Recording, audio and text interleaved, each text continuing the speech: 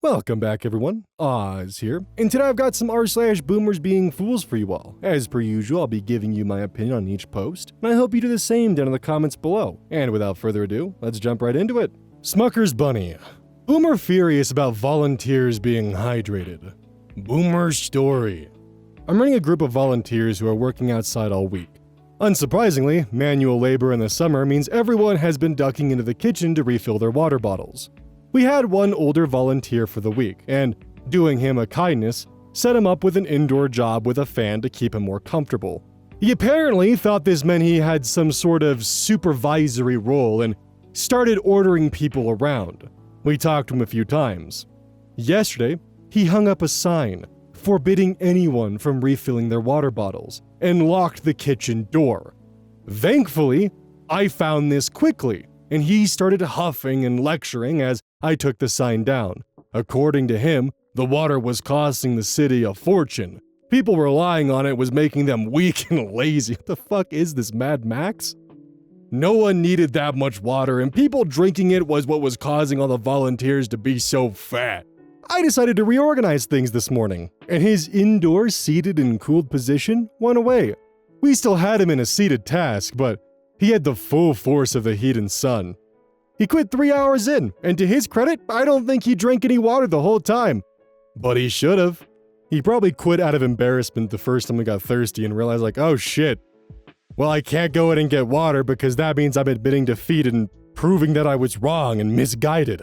Can't do that. May as well just get up and leave and never come back. Wait a minute, what if this boomer's onto something? Everyone who drinks water dies at some point in their life, so maybe he's right. Also, where is the water is making you fat thing coming from? Like, is he talking about water weight? Like retaining water so you can sweat? Also, I don't find it shocking at all at the moment that he was given a position that even had a hint, an iota, a driblet of power. He started taking advantage of it and going crazy with it. And taking advantage of a way where it directly hurts other people. It's just insane. And honestly, probably in a way that was actually illegal. My fake account 90. Boomer thinks a John Wayne-style mean mug is going to scare someone. Boomer freak out. I've noticed this over the years. I deal with a lot of boomers since I work in a kitchen, volunteer, and the demographic of my area is a lot of older people. That boomers think some mean mug is gonna scare someone. As part of running my own kitchen, I take personal pleasure in defending the waitstaff. You come into the restaurant where I make all the food. So if something comes out of the kitchen a little slower, maybe you didn't like how it tasted. I should be the one you give grief to, not the 19-year-old college freshman girl who's just trying to make a little money between semesters, right? For some reason, boomers cannot grasp this concept. Sunday after church, we always get a rush, and this group of 5 boomer guys comes in and sits down. From the moment they sit, they were extremely rude. Waitress comes back and tells me, expect something to come back. They're already complaining about everything. I make their order, get it out fast. Everything from the flavor to the playing was perfect. I would have posted on Instagram and tagged Gordon Ramsay, but of course, something comes back. I'm prepared to handle the issue, but not when my waitress comes back literally crying. I'm livid. I'm beyond livid. I decide to make my presence known. For reference here, I'm 5'11", 200 pounds, and have 2 full arm and leg sleeve tattoos. I'm not saying I'm a scary person, but I'm a criminal in every boomer's eyes. I go out to talk to the table and asked, who ordered the chicken piccata? Boomer in question decides that instead of just saying, I did, he would rather stand up and get in my face. Cue the mean, I'm John Wayne face. I didn't fight him. I didn't even threaten him. I could only laugh at how ridiculous it is a 90-pound, 5'0" boomer who's literally wearing an oxygen mask has the audacity to think he would intimidate me. I motioned for the busboy to come over and bring a tub and said, normally I'd ask you to sit back down, but your behavior is quite frankly appalling. So I'm going to tell you and your party to leave. I'm comping your meals. And wiped that shit right off the table into the bucket. Felt so fucking great. And of course, obligatory, and then everyone clapped comments like we can't believe boomers can be this entitled. When I used to work in the service industry, specifically food service, The Sunday rush was the worst. I don't know why, but some of the worst interactions I've ever had with customers happened during the Sunday lunch rush.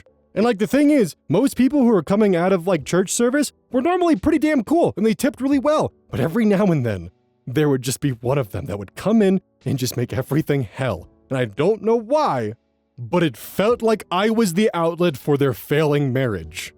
That is the easiest way that I could explain some of the grievances I had to deal with, because, oh my god, that's all I can say. And as for the John Wayne stare, I've known a few boomers who do that. I thought it was just the lead paint stare for the longest time and just the dumbfounded, I can't comprehend a sentence you're saying, but then later I found out, oh, he's trying to be intimidating. That's goofy. You look like the hamster that runs on the wheel that powers your brain just had a heart attack and died. Should I call the number on the bracelet you have? That's a mean joke, I'm sorry. Contribution sad, 5655. Parking lot boomers. Boomer story. This past weekend I went to the grocery store for my elderly mother. I pull into an empty parking space and get out of my car. After I get out, the couple in the car in front of me start honking their horn and waving their hands in a motion that indicates I need to back up. I look around and see that I am completely in my space like I should be. There's nothing behind me. I look at them with the WTF shrug. The boomer woman then rolls her window down and says, "He doesn't like to back out. You'll need to back out so we can pull out." It then dawns on me that I'm dealing with some entitled boomers. There's nothing behind them for almost 20 feet. The spot to the immediate left is also open, so he could cut the wheel and swing out. I tell her I'll back out when I'm done shopping and head towards the store. She yells, "I'm calling the police." I have to wait in line for a couple of my mother's prescriptions. I then do her shopping. It takes me 35 to 40 minutes. I get to my car and there's a police officer standing by the driver's side window of the boomer's car. The woman yells, "That's him!" and points. I put my groceries in the back of my car, put the cart back in the corral, and go to get into my car. The officer just gives me a quick nod of acknowledgement. After I back out and drive away, I watch in the mirror as the boomers drive out through the spot I vacated. How does someone who won't drive in reverse manage to keep their driver's license? And what does he do at home in his own driveway and garage? If you're too scared to crank the Prindle into second option, then that's on you, buddy. You shouldn't have your driver's license anymore. These are the same damn people that get mad at Zoomers for not being able to drive stick. Like, buddy, I can parallel park. Can you? Apparently not, because you're afraid to go in reverse. Also, what the hell do they think the cop was gonna do? Hey, go arrest this guy because he won't pull out of our parking space and let us break the law. Because in some states, it's actually illegal to drive through parking spaces like that. I've never seen this law enforced, and I don't think that officer was looking to have that law enforced, but at the same time, it's like, what are you gonna do in that instance? What were they expecting to happen? Part of me is mildly petrified by the idea that they may have lied to the officer about the events that transpired, but thankfully his bullshit detector went off and he didn't believe a single thing they said. But I also hope that it's not a controversial opinion to state that if you're unwilling to go into reverse and back your car to a parking spot, you shouldn't be allowed to drive. PM your swimsuit. Please don't do that. Oh God. Bessie the Boomer got fired today and it's all my fault. Boomer sorry. Cue maniacal laughter. So Bessie has been working at this hotel for 15 years as the breakfast attendant for the little buffet we have here. If you've ever been to a Holiday Inn Express or a Best Western, you now have a clear idea of what I'm talking about. In all those years, Bessie has been able to bully every night auditor into doing half the breakfast setup before she arrives. Bessie had them setting out or refilling cold or dry food, condiments, plates, plasticware, and all sorts of stuff at 3 a.m. If it wasn't all done when she came in at 4 a.m., there would be all sorts of yelling, screaming, and threats of being fired. She'd convinced the 22-year-olds working overnight she had control when she didn't even manage her department. The sales manager did all the breakfast scheduling and ordering. The houseman was in charge of taking out the kitchen trash. Bessie only had to do half of her actual job on any given morning. Until I showed up. The management company that owns the hotel hired me to run night audit at 2 of their locations. At no other hotel I've worked at in the last 19 years had night audit doing anything like this. Most brands would have night audit make new coffee during the shift and maybe put out any to-go bag breakfasts. So, I run it like any other night audit and just make new coffee at 3 a.m. When Bessie came in, she tried telling me all the stuff I was supposed to do, and I told her none of that makes any sense. Leaving food out for 3 hours before breakfast is hazardous. So is turning on the waffle irons and oven. Just energy waste and fire hazards all over. Bessie tells me I'm being too smart and have to watch my tone speaking to elders. After that, every morning when Bessie comes in, she throws her tantrum screaming about how lazy young people are. No one wants to work. All the usual boomer greatest hits. Like, she's walking around the breakfast pantry and buffet screaming about me as she does her own job. Meanwhile, Millennial Melanie, that covers Boomer Bessie's weekend, has no problem with how I operate. She says none of Bessie's rules make sense to her at all either. For 3 weeks, this goes on before Bessie decides to involve the hotel manager. Oh, she knows him. She's been here longer than anyone. She's gonna get me fired. Now, that's where my first-hand knowledge ends, and I start working off of triple verified gossip. On Tuesday morning, Bessie started making demands of the general manager. "He stays or I go," was the opening riff, and he told her that's not going to happen. He counters with, if she can't handle breakfast anymore, she should move over to housekeeping or laundry.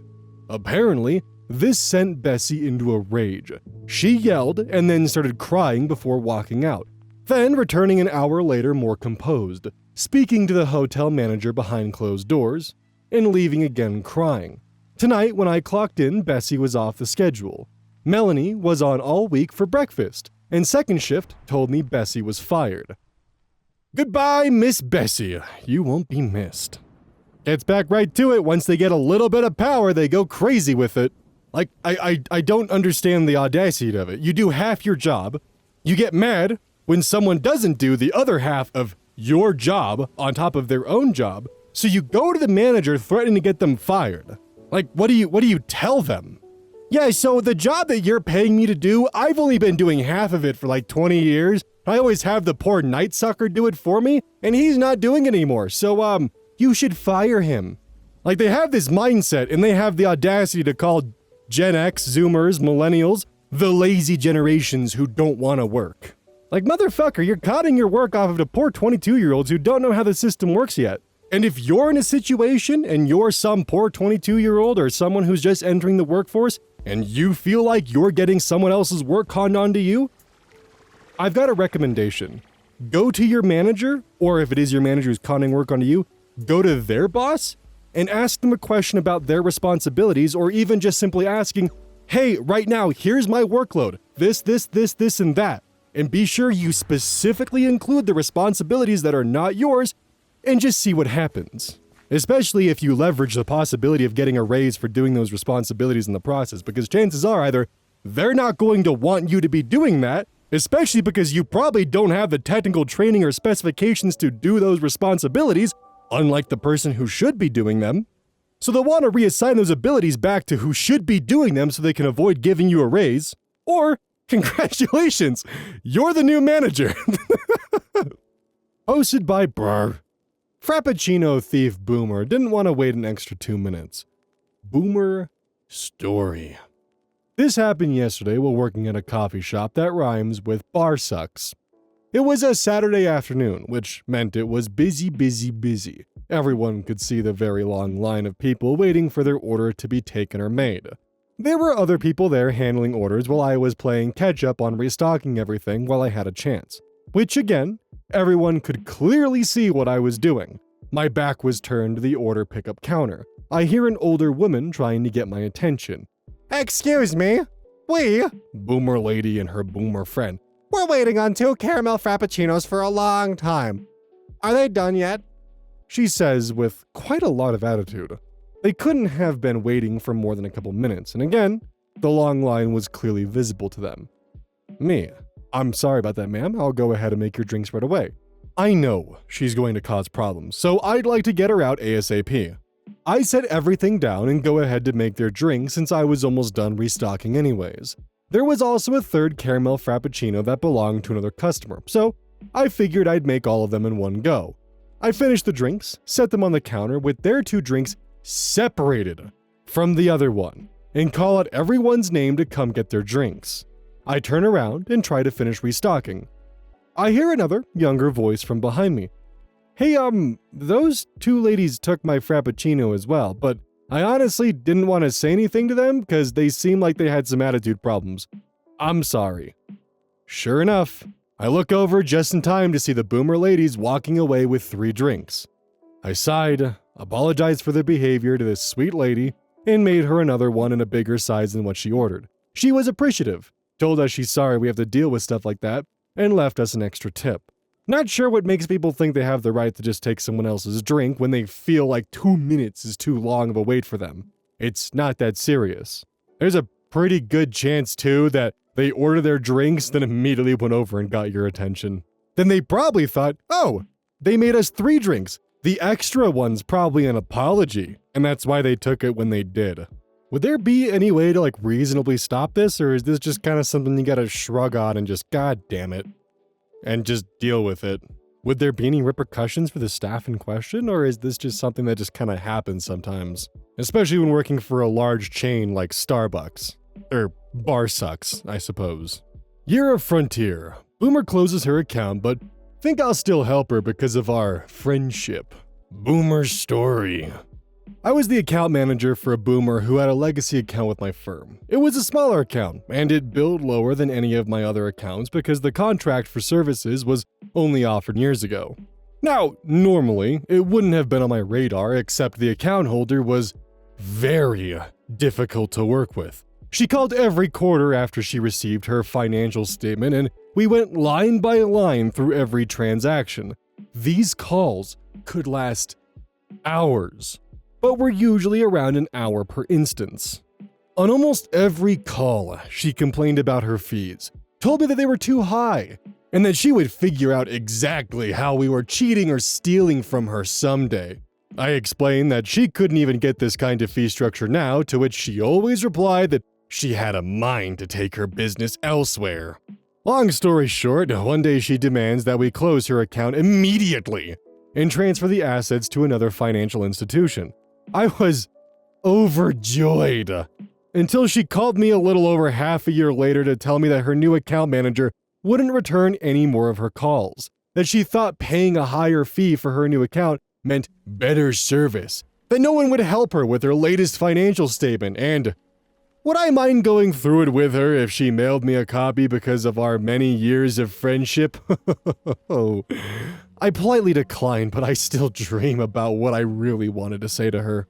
See, I'm willing to bet quarters of cauldrons that she's gonna come back asking for her old account to be reinstated, not realizing that she had a pretty good deal set up. And then she's gonna complain well, why can't you just reverse it? And I mean, yeah, there's probably a good chance that you might be able to reverse it. Maybe, if they were a good enough customer. However, that's not the case, and oops. Oh, to be a fly on the wall with the logic of, oh, if I pay a higher fee that I accuse the previous company of robbing from me, then I'll get better service. And then she gets worse service and doesn't get her calls returned. I wish I could know. Feels like I've been robbed of a grand finale, but I can't even imagine accusing someone of stealing from you for multiple years because the fees are too high and then be like, oh, we have such a long history of friendship. Can I continue to abuse your service for free? Even though I don't have my legacy account anymore, which was already generous enough as it was. Personal economy, 536. Boomer uncle lost everything. Boomer story. My aunt and uncle are typical boomers. Both got cushy union jobs and were able to buy a house for about a year's salary right outside of New York City. My parents were never good with money, and my sister and I struggled growing up. Instead of helping out, they would just give us stupid financial life lessons. Don't eat avocado toast. Go and ask for a job at Chase World Headquarters with resume in hand, etc. I had to move out of state in order to afford a house, and my sister is back home working 6 days a week with her husband in order to be able to afford raising 3 kids. My boomer uncle and aunt retired 2.5 years ago, selling their house for $1.2 million, and were living in a fancy retirement community. They recently asked me for help in selling their car on Facebook Marketplace. Of course I helped them, and got a couple of offers, but they kept asking for top dollar. I was wondering why they were selling the car in the first place, and then I found out the truth. They burned their entire retirement savings in just 2 years. The $1.2 million? They gambled away in Vegas and spent most of their other savings keeping up with their neighbors in the retirement community. They are lucky my uncle has a union pension because that's the only thing keeping them afloat. Of course, I had a chance to shit on them and call them irresponsible and lazy, like they called all of Gen X, Millennials, and Gen Z. But I really couldn't bring myself to do it. I didn't want to be like them, getting happy on others' misery. Instead, I was sympathetic, and I'm trying to help them organize what finances they have left. I know one thing. They're moving out of that fancy retirement community and are no longer going to be wearing jewelry and Rolex watches. I used to date someone who was a professional joneser in their life, and that was miserable. When you're dealing with it at first, you kind of feel like you're on top of the world. I watched this person have this headspace of everyone who was less fortunate than her just simply wasn't working hard enough. Everyone who was more fortunate than her was just lucky. New bags, new jewelry, new cars, the works, everything. Just a constant cycle of taking on more debt to appear better than you actually are. But in the process of doing so, you're going from actually being able to save thousands of dollars a month to now living paycheck to paycheck because of the debt expenses that you've taken on. And then with that debt, when you can't keep up anymore with your friends who are now doing the same thing, you become miserable. Because now you can't afford the newest model of luxury car or move into a newer house or buy this new piece of jewelry. And in the process, you make everyone miserable around you. And getting out and away from that mindset was probably one of the best things I could have done for my life. Because nowadays, when I see someone who's doing great in life, and they've got the newest and greatest model of car, my first thought isn't jealousy, it's good for them. And when it comes to my mental health, that has been everything. Let me tell you what. Life becomes a lot brighter when you're able to be happy for someone for their accomplishments instead of jealous. And I very well think that the boomers who lived in that retirement community got caught in that cycle. Because it's stupidly easy to compete about it. And when you deal with someone who lives that life and they brag about how much they make and the cars they drive and that kind of shit, it's so easy to fall in line with them. Because, it kind of pisses you off. So you go, and in your mind, you're putting them in their place, but you're kind of just joining the debt cycle, and chances are they're not as well off as they pretend to be either. And now both of you are just burning money. And while I might only be 24, this comes from the very bottom of my heart here.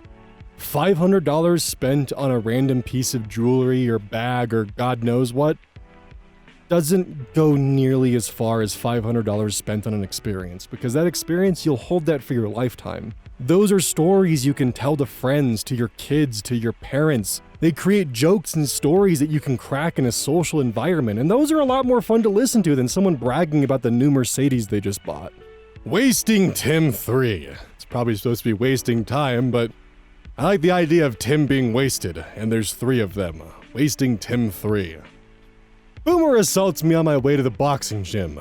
Boomer freak out. I saw a post earlier where someone got confrontational with a boomer. It reminded me of the story which happened 20 years ago or so.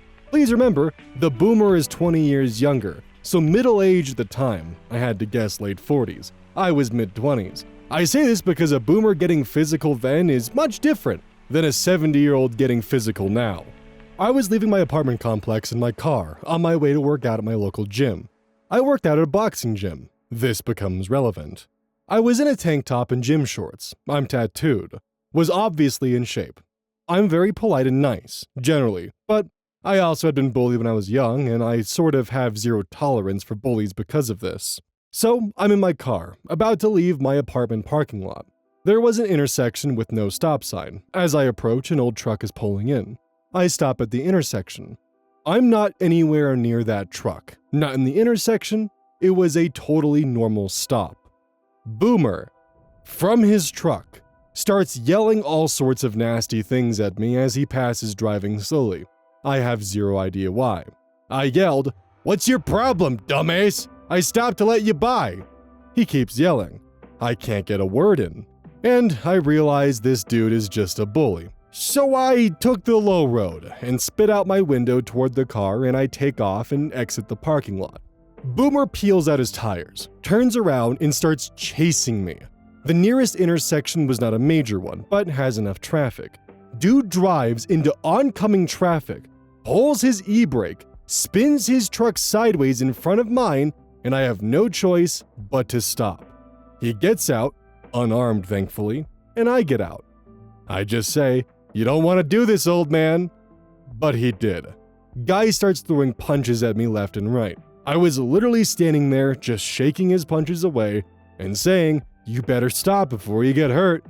After several failed haymakers, the guy seems to realize this is a mistake and drops his hands. I dropped my guard too and started to ask him what his problem was. When, bam, Boomer sucker punches me. What is my gut reaction to this? It's fight or flight, right? And where have I been working out? A boxing gym. So flight wasn't the response that kicked in. As soon as his punch landed, I instantly counterpunched. Dude hit the ground. And I got on him to finish the job, but he was actually dazed and incoherent from that punch. So I just stood up.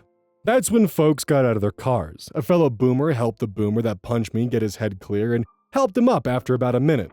Boomer that assaulted me said, "Did you see him hit me?" The boomer witness said, "Yeah, after you hit him. Why'd you attack him? That was stupid." Dude had to get a couple people to help him to his truck and actually fell a couple times on his way there as he was pretty shook up. Now, I know I'm not in the right on this, and I escalated the situation once the boomer started cursing at me for literally letting him through the intersection. But I can't stand bullies. And honestly, bullies shouldn't be able to get their whole lives assuming the world will de-escalate their asshole behavior. Well, I'd say I believe probably 80 to 90% of the story. There's probably a little bit of self-indulgence in this, and that's alright. It happens with stories like this. The main reason why I wanted to include this one was because of the final line of, "Boomers will escalate and expect others to de-escalate for them," and that is honestly just an extremely true sentence that really explains a lot of the situations we encounter in this subreddit. It's something that's always been like itching in the back of my mind, but I haven't actually seen it put into words until, well, now, and I thought that was kind of a good way of putting things. It really does feel that boomers in pretty much 99% of scenarios will escalate something and expect you to be the one to attempt to de-escalate it. Normally, they don't expect you to escalate with them, and oftentimes that puts them in a position where they don't know what the hell to do. They aren't very good at dealing with their energy being matched and spat back at them. Hey, welcome to the outro. Don't forget this whole thing is basically brought to you by GamerSupps. If you like caffeine, then I can't recommend GamerSupps enough. Use code Oz at checkout to support the channel. And I do actually use this product. It's replaced all other sources of caffeine for me because I feel good. It doesn't have any of that extra stuff that a pre-workout blend might have. It's with a couple of the extra things to make it so you don't crash as hard. It's good. I like it. Personally, if you really want a good flavor, try the Soda Pressing Pear or even the Dragon Fruit Punch. Those two are my personal favorites right now.